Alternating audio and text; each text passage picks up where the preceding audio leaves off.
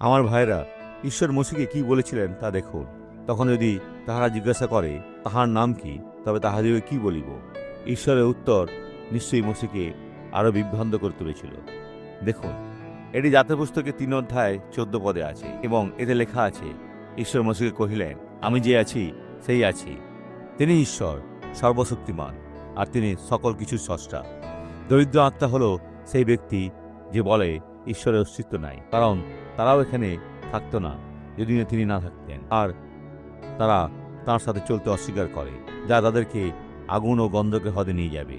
ঈশ্বর সন্ধান করুন ভাইরা, এখনই সময় আপনার প্রভুকে খুঁজে বের করার এবং সত্যিকারের আশীর্বাদী হওয়ার। আমরা প্রার্থনা করি। পিতা, আমি সকল মানুষের পক্ষ থেকে প্রার্থনা করছি, কারণ তুমি সেই একজন তিনি এবং তুমি সেই ব্যক্তির কাছে তা প্রমাণ করবে।